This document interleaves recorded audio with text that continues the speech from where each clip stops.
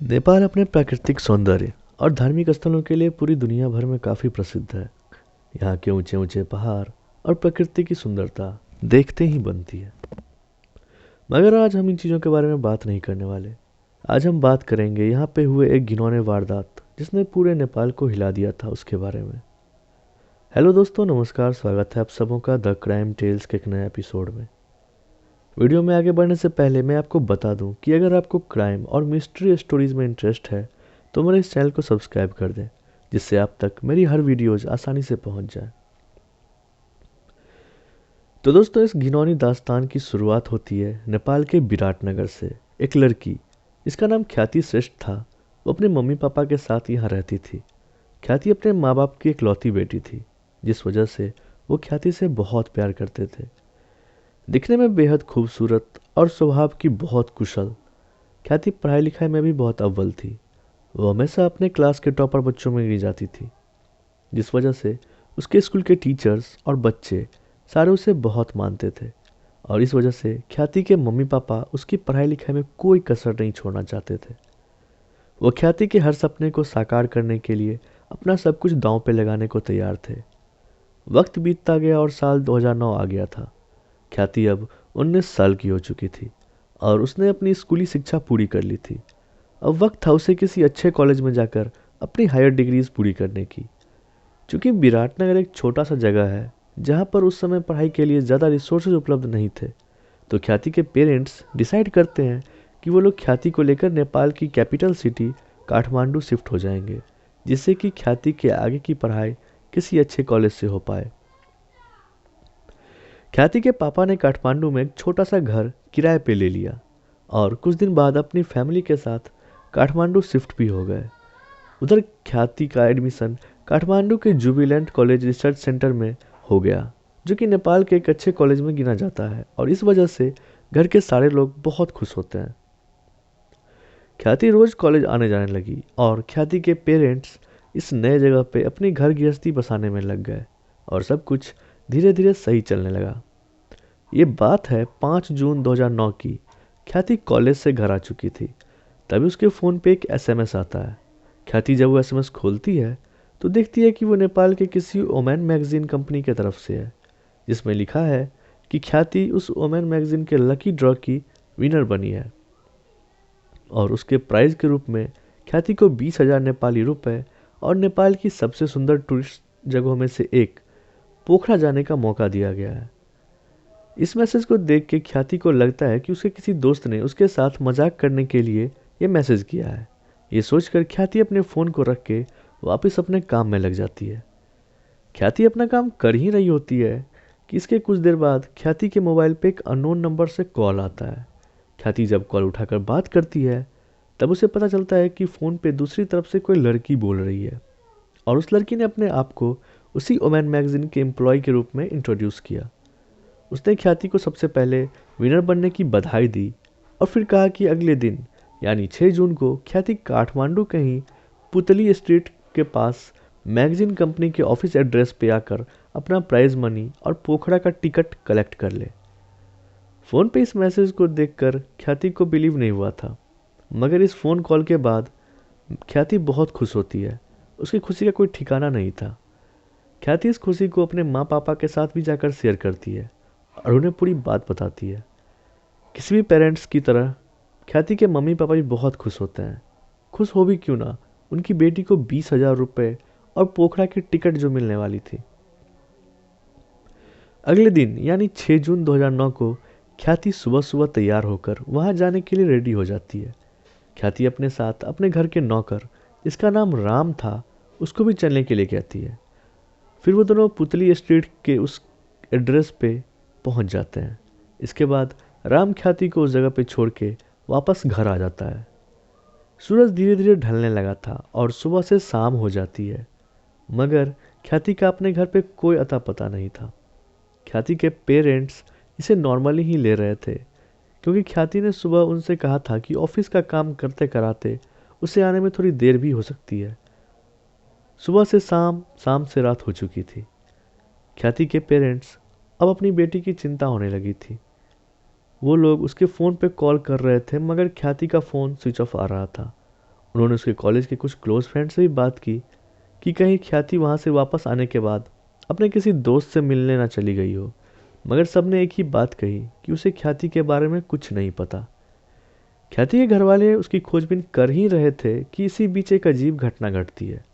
दरअसल इस सब के बीच ही ख्याति के पापा के फ़ोन पे एक एसएमएस आता है और वो एसएमएस किसी अनजान नंबर से था।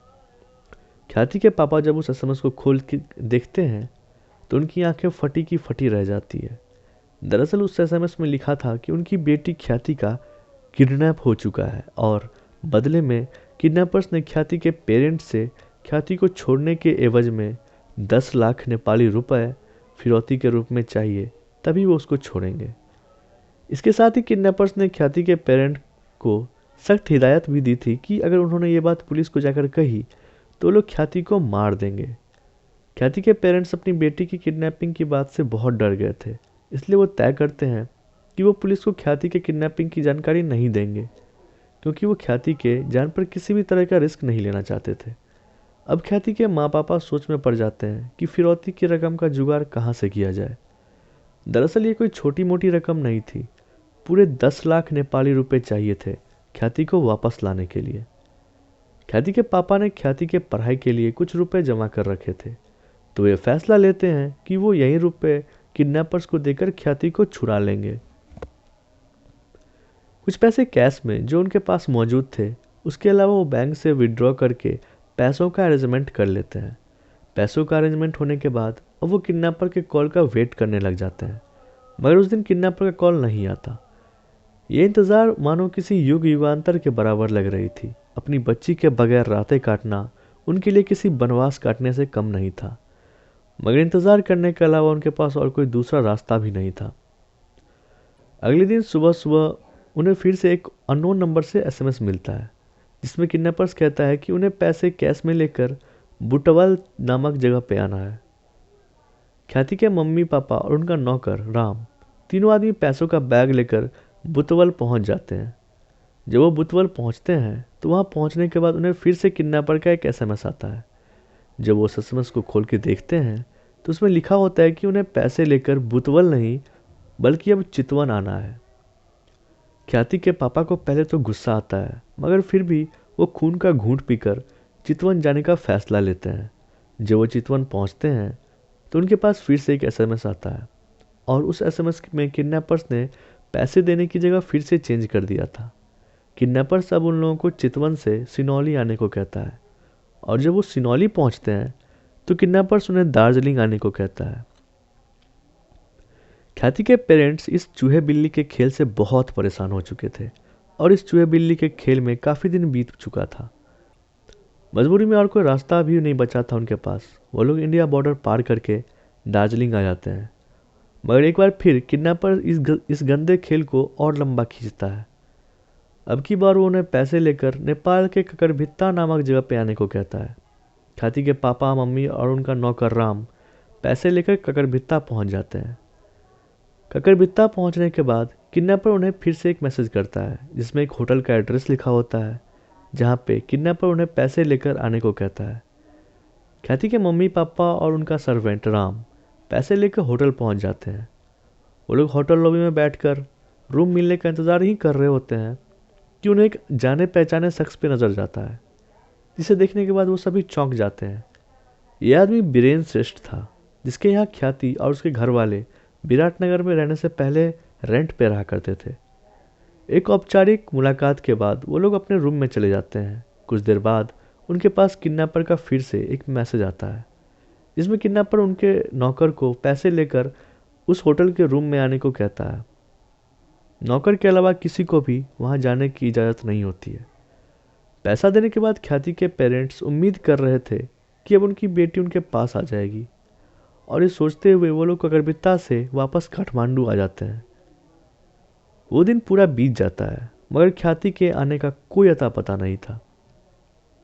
इसके बाद जिस नंबर से अब तक किडनैपर मैसेज कर रहा था, अब मैसेज भी आना बंद हो गए थे, न ही उस पर फ़ोन ही लग पा रहा था।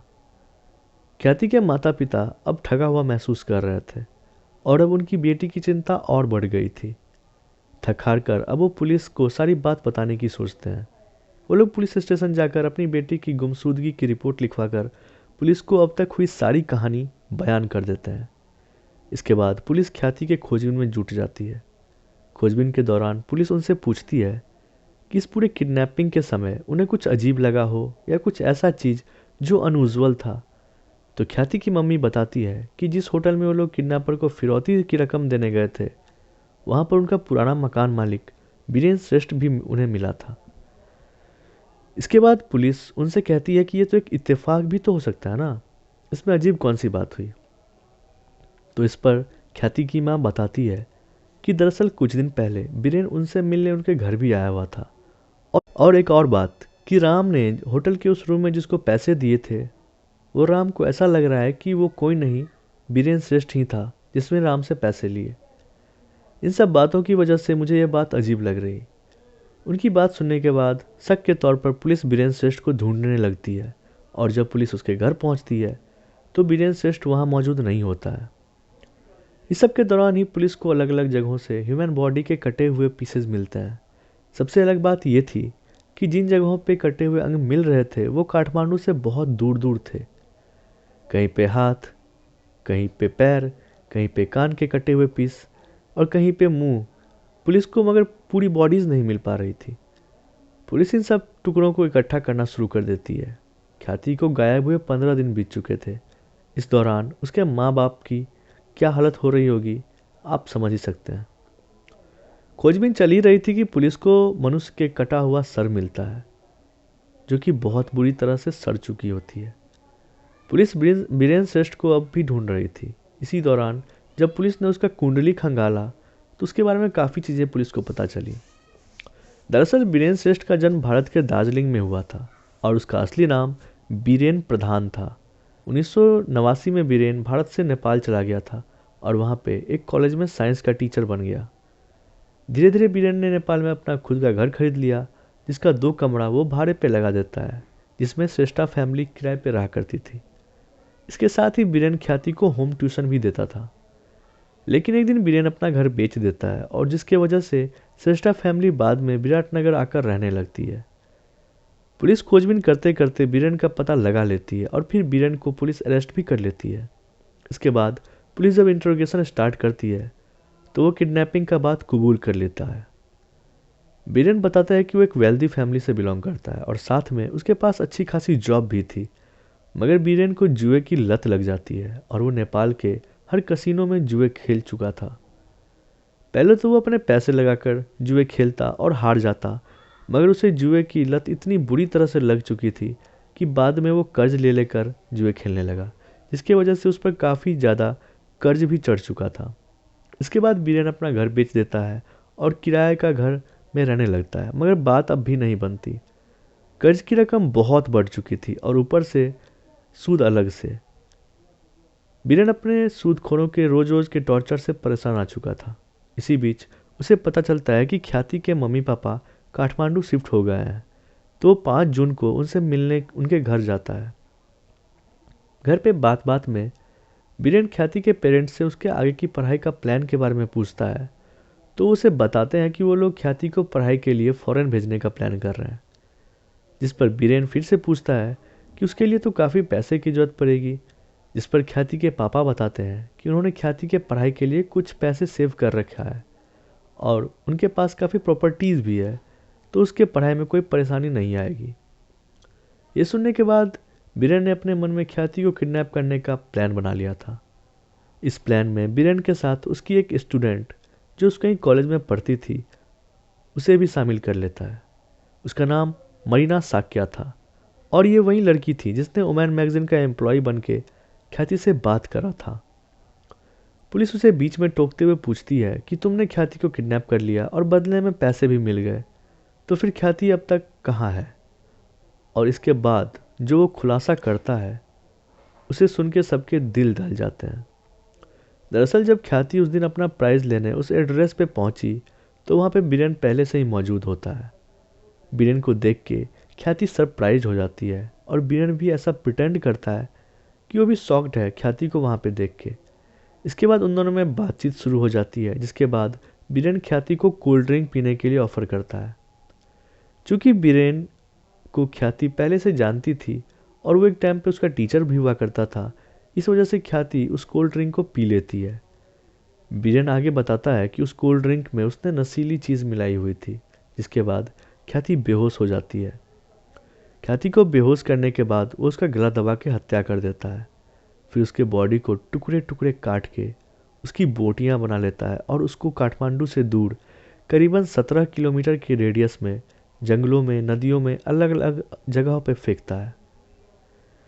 वो ऐसा इसलिए करता है ताकि पुलिस कंफ्यूज रहे और जब उन्हें बॉडी मिले तब तक वो सड़ चुका हो, पहचान ना हो पाए। बीरेन का कबूलनामा सुनकर पुलिस उसे और उसकी स्टूडेंट मरीना साक्या को ख्याति के किडनैप और मर्डर के जुर्म में गिरफ्तार कर लेती है। मीडिया में इस खबर के आने के बाद नेपाल में एक बड़े स्तर पर छात्र आंदोलन होता है। नेपाल के लोग बीरेन को सजाए मौत की मांग पर अड़े हुए थे। इसके बाद ये मामला नेपाल के कोर्ट पहुंचता है और कोर्ट बीरेन को 39 साल की जेल और मरीना साक्या को 19 साल का जेल की सज़ा मुकर्रर करती है। ख्याति के मोबाइल पे वो एसएमएस, उसकी मम्मी पापा का पुलिस को ख्याति के किडनैपिंग के बारे में इन्फॉर्म ना करना और बीरेन प्रधान की लालच, इस 3 चीज़ ने एक हंसते खेलते परिवार की खुशियाँ छीनकर उसे बर्बाद कर दिया। ख्याति अगर आज जिंदा होती तो वो आज 32 साल की होती। उसके मम्मी पापा ने अपनी बेटी के लिए न जाने कितने सपने सजाए थे, मगर नियति को तो कुछ और ही मंजूर था। तो दोस्तों, ये थी ख्याति श्रेष्ठा की मर्डर की कहानी। अगर आपको मेरी ये प्रस्तुति पसंद आई हो तो मेरे चैनल को सब्सक्राइब कर दें और हो सके तो वीडियो को शेयर भी कर दें। और अगर आपको कोई सुझाव या शिकायत करनी हो तो कमेंट बॉक्स में लिख दें। मैं मिलूंगा आपसे एक नए क्राइम एपिसोड के साथ। तब तक के लिए अपना और अपने परिवार वालों का ख्याल रखें। धन्यवाद।